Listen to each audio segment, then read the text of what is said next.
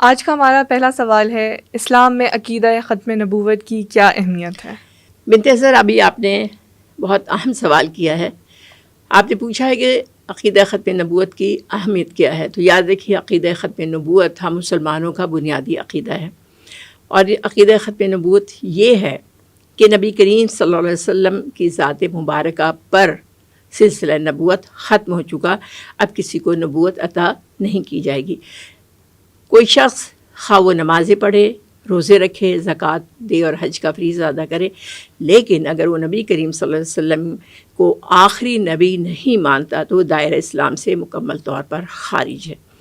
اب عقیدہ ختم نبوت پر آپ دیکھیے، قرآن پاک میں تقریباً 100 زائد آیات قرآنی اور 200 سے زیادہ احادیث موجود ہیں.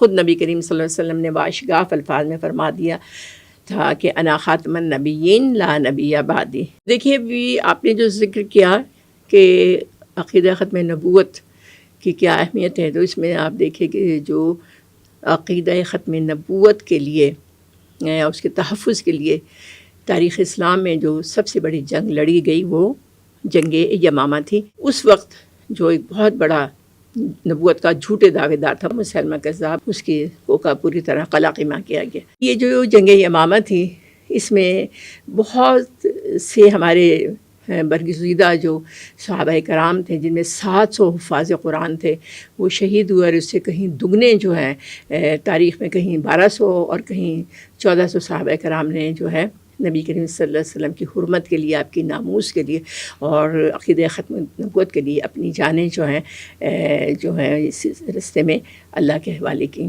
آج بھی ہمارے معاشرے میں ایسے لوگ موجود ہیں جو عقیدہ ختم نبوت کے منکر ہیں، اور وہ نبی کریم صلی اللہ علیہ وسلم کو آخری نبی نہیں مانتے، اور یہ جو ہے قادیانی جماعت سے تعلق رکھتے ہیں، جو کہ کافر ہیں اور زندیق ہیں.